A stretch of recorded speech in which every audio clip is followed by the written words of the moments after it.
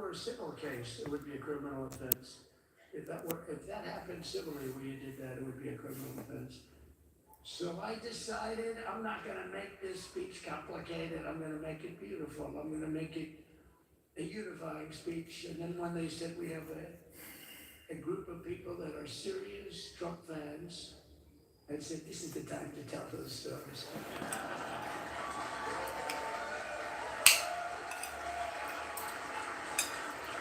Yeah. So, but seriously, I'd like to, I think it was a tremendous success. I think we're very lucky we put it inside because it is really cool. We just went to the helicopter out of respect for something that's taken place for a long time. I guess it's as old as helicopters. You used to get into a stagecoach, now you get into a helicopter, times change. But it's pretty old custom. And it's a beautiful custom, actually. It's a beautiful custom. I wish we could have had a better relationship. I wish we could have had a better relationship between Republicans and Democrats. I was with Senator Schumer. I said, Chuck, I think it's time we all start getting along a little bit because it doesn't make sense. I mean, we literally never get a Democrat vote. They never get a Republican vote, almost. And although there is a bill coming up very shortly that we have a lot of Democrat votes, right?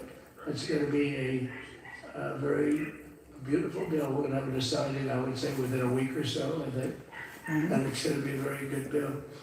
You all know what I'm talking about. So I just want to thank you all for being here. You have been our fans from day one, all these people all over. You've been our fans. This has been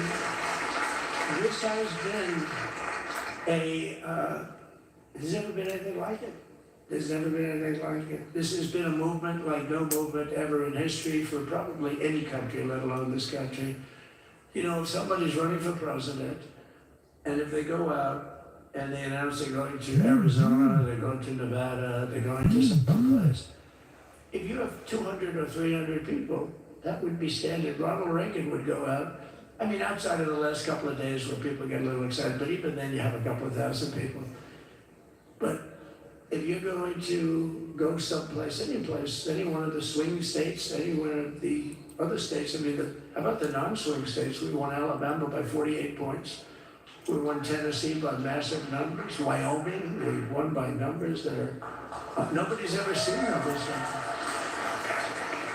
And, you know, places like California, we did great, but when they send out like 38 million ballots, nobody knows where the hell they're sending them, and then they come pouring back, the whole thing. You know, they passed a law in California that if you work in an election bureau and if you so much as ask for a voter ID, if you say, sir, ma'am, could I please look at your voter ID? They have the right to put you in jail. You're a criminal. Can you believe that?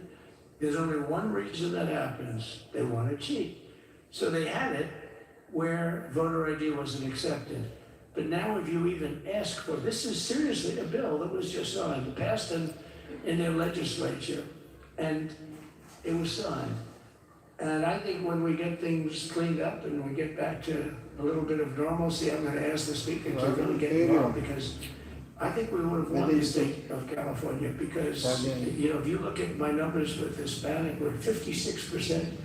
And we won the Texas border that had never been won, as the governor said. He's doing a good job, by the way, of Texas, but as the governor said, it hasn't, oh, did I get lucky? Did I get lucky? Supposing I said, you know, he's not here, but the governor of Texas has done a terrible job. Wow, look at you. You mean we couldn't get you up in the front row? I tell you. Supposing I said, JD, the governor of Texas, he's not doing his job. You heard what I said? See, I didn't know you were there. I said he's doing a great job. He's doing a phenomenal job. But now you're going to have a partner that's going to work with you, because you didn't have. Not only did he have a partner, he had people selling the wall, right? We have a fence structure that we worked on, the governor worked on with me.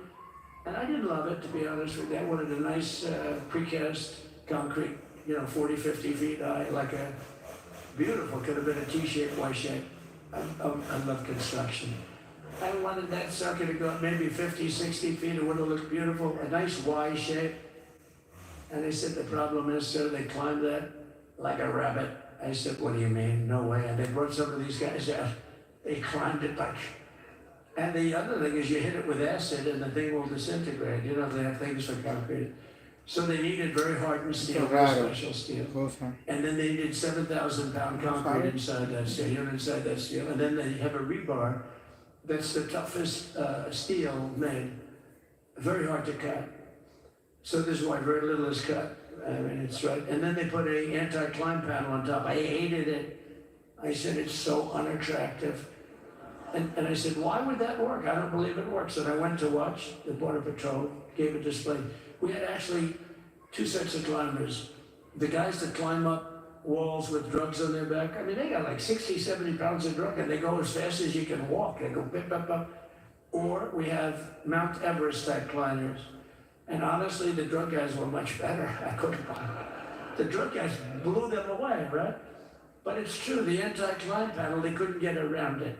They just couldn't, you didn't have it. So sometimes you sacrifice beauty for efficiency. And we did, so we built this wall. We built over 500 miles of wall. That's why we have such good numbers. The famous chart that came down, very thankfully, the chart that came down on my right, Governor. Had I not looked over there, I'm not speaking right now. You might be speaking there. You want to know the truth? You, JD, and we got a lot of great people in this party, but it was. Great, everyone. So that was just some of the remarks from earlier today. But what we want to do, of course, we are live now from Fox, so we try to bring you as many different live feeds, of course, on this inauguration day. Let's go back out to the luncheon. We are getting a new feed from that right now, and this is live here, where we do have Representative Scalise speaking as President Trump and Vice President J.D. Vance listen in. But one of the things President Trump said that I thought was the most touching, he said, in America, the impossible is what we do best. And I think that epitomizes the spirit when you think about this room, this statuary hall, and you look at some of the statues. Thomas Edison, he did the impossible. Elon Musk, I'm not sure if Elon's still here. Elon does some of those things himself. But you look at somebody like Rosa Parks, and she did something that many would have said couldn't be done with just a simple gesture of saying, I'm not going to sit in the back of the bus. And so the impossible is what we do in America. And President Trump said something else. He said, our golden age has just begun. America's ready for another golden age. Mr. President, we present to you these flags that were flown over the United States Capitol at full mast in honor of being sworn in as President of the United States.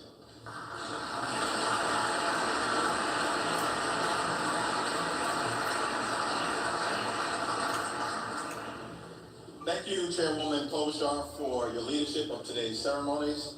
President Trump, Madam First Lady, congratulations. I have the honor of presenting the Vice President with our nation's highest symbol, the American flag. As a United States Marine, the Vice President put on the uniform to protect and serve America. Like so many men and women before him in our nation's history, Old Glory was adopted in wartime by the Second Continental Congress in 1777. A full 12 years before the office of the Vice Presidency was even created, or the House of Representatives convened for the first time. The resolution said that the flag would be 13 stars, white in a blue field, representing a new constellation. Out of many, one. Some 250 years later, from Appalachia to Anacostia, Middletown to Mar-a-Lago, the Bayou to Brooklyn, we remain one nation under God. Vice President Vance, Usha, and family, may God bless and watch over you as you begin this journey. On behalf of the Congress, we present one of the flags that flew above the Capitol today to the 50th Vice President of the United States of America, James David Vance, and wish you Godspeed.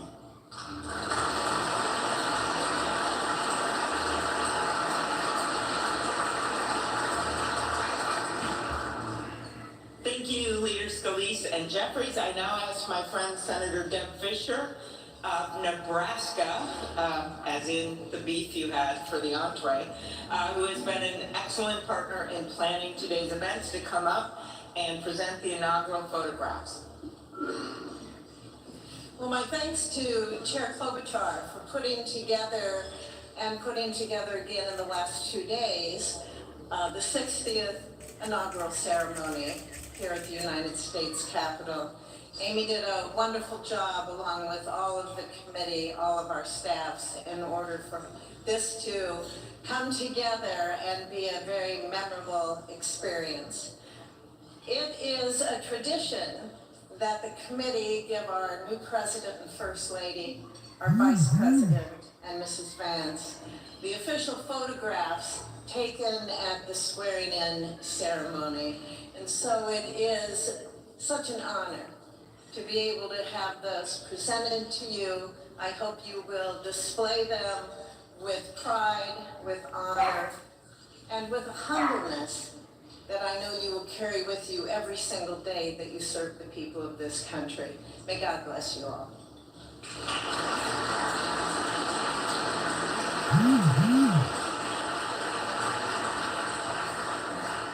Thank you, Senator Fischer.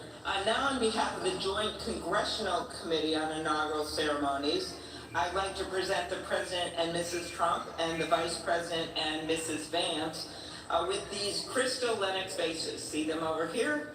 For the 10th consecutive inauguration, Lennox has provided the official inaugural gift.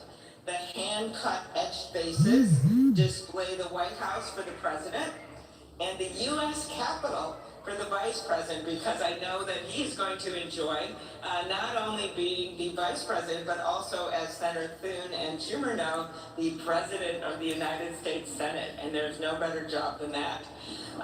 These gifts symbolize our equal branches of government as well as our enduring democracy. There they are.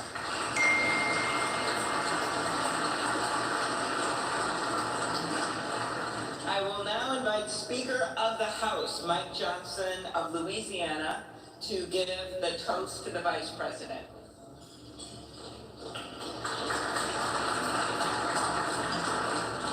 Thank you so much. It's my great honor to offer a toast to our new Vice President, Mr. J.D. Vance. J.D., you wrote something very poignant in your memoir, actually many things very poignant, but let me quote you here. What separates the successful from the unsuccessful are the expectations they had for their own lives. That's really meaningful. That expectation is a powerful thing. We remember the people in our lives who provided that to us. We all need that. Everybody needs hope and encouragement. They need a greater expectation. We need people in our lives who will make us look further and reach higher. JD's written a lot about the people in his life that have done that. He's written about, we know the great story of his grandparents and what they did in your life. He's written about his professors and mentors they met in law school. He writes a lot about, speaks a lot about his gracious, beautiful wife, our new second lady, Usha. Is a great inspiration as well. And JD, you yourself have been inspiring people. Your story really has. It's one of the reasons that I believe God has raised your platform as he has, because you've been so faithful to tell that story and to inspire so many others. And so our hope and our prayer is, as you continue to do this, that as you go to help us execute on the America First agenda, that you also do what you've been doing so well all along, and that is providing a model for what is possible in America. What a great story, what an inspiring story you've had, and it's just getting started. I pray specifically that you inspire a lot of the young men in America. Some of them feel hopeless and stagnant sometimes, and you're a great example to all of them and to all of us. That if you work hard, you play by the rules, and you do the right thing, you can make a better life. You're now the Vice President of the United States, my friend.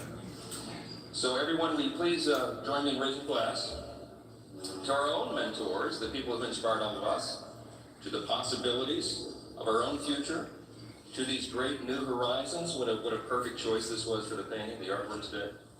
And to the great example of our new Vice President, Mr. J.D. Vance. You're here.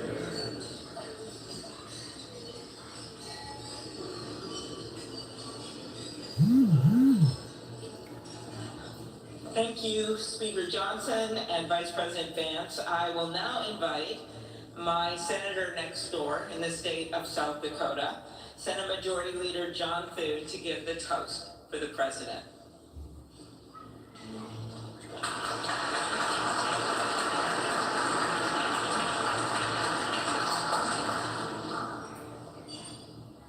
Well, Mr. President, Madam First Lady, congratulations. It is an honor for all of us to be able to be here today with you on this historic day as we celebrate your inauguration. Mr. President, one of the most important influences in my life when I was getting started in politics was Ronald Reagan. His philosophy of limited government, his belief in peace through strength, the strength of his convictions, were all things that appealed to me. But I was also drawn by his optimism and by his belief in America. And Mr. President, those are qualities that I see in you. One of the things that resonated throughout your campaign was the unshakable belief in our country and in her citizens. You remind us of everything that's possible in America. I'm looking forward to working with you over the next 4 years to build up our great country. It says in the scriptures that if you ask for wisdom, it will be given to you and given to you generously.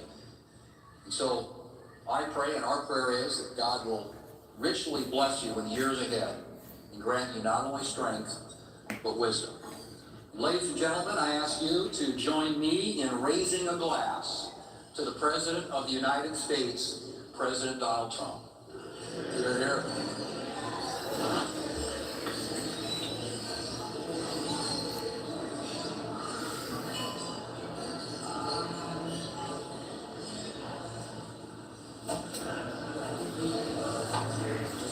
So, this has been a long day with many other things ahead for so many of you.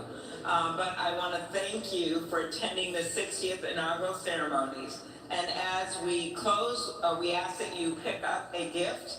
All of our guests are going to get a set of commemorative glasses in embossed leather featuring the Great Seal of the United States, which Senator Fisher and I selected together, and maybe Senator McConnell added some bourbon from Kentucky. Just saying.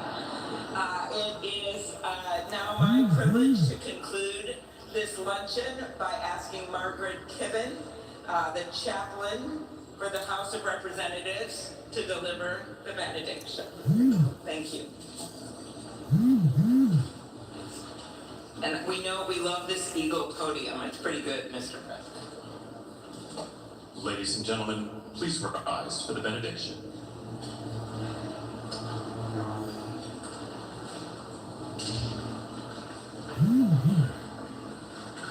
Would you pray with me?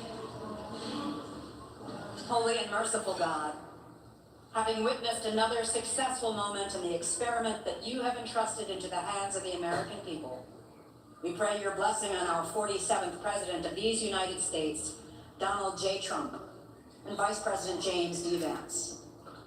Ensure that this mantle of singular responsibility that you have laid upon our President's shoulders remains secure in your will and safeguarded in your keeping.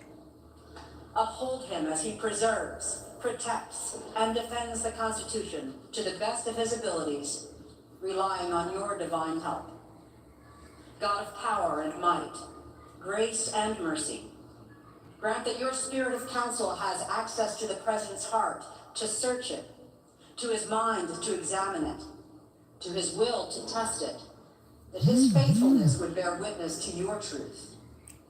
Surround him with angels and advisors who will serve as your agents to guide and guard him, caution and encourage him to remain upright and blameless in your sight. Buckle the belt of truth around his waist.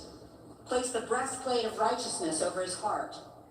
Fit his feet with readiness, that your gospel of wisdom and justice will shine forth throughout President Trump's administration. We offer this prayer to the one whose voice we follow to guide all that we do and all that we hope for. Amen.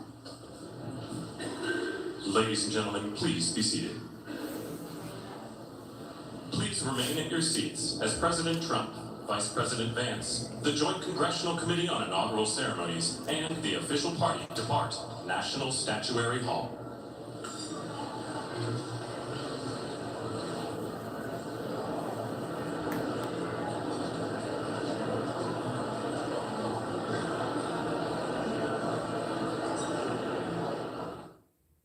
All right, so the luncheon concluding right there, and of course we brought you some of the remarks right here on Live Now from Fox. And next up, we are expecting President Trump to sign some executive orders and some of the key priorities that the White House put out just a little bit ago for President Trump, talking about Make America Safe Again, saying President Trump will take bold action to secure our border and protect American communities. This includes ending Biden's catch and release policies, reinstating Remain in Mexico, building the wall, ending asylum for illegal border crossers. President Trump's deportation operation will address the record border crossings of criminal aliens under the prior administration. The president is suspending refugee resettlement after communities were forced to house large and unsustainable populations of migrants, straining community safety and resources. The Department of Justice will seek the death penalty as the appropriate punishment for heinous crimes against humanity, including those who kill law enforcement officers and illegal migrants who maim and murder Americans. So these are just some of the key priorities that were put out by the White House earlier today ahead of these key executive orders that will be happening in just a little bit. Some other key priorities that the White House is saying: President Trump planning for improved accountability of government bureaucrats. The American people deserve the highest quality service from people who love our country. The president will also return federal workers to work, as only 6% of employees currently work in person. Also, President Trump will declare an energy emergency and use all necessary resources to build critical infrastructure. President Trump will withdraw from the Paris Climate Accord. Also, President Trump is announcing an unprecedented slate of executive orders for the economy as well. President Trump is taking swift action to end the weaponization of government against political rivals and ordering all document retention as required by law. President Trump is also ending the unconstitutional censorship by the federal government. No longer will government employees pick and require the erasure of entirely new true speech there. So just some of the Trump priorities that are coming from the White House as one of the big releases ahead of President Trump to sign these executive orders in just a little bit.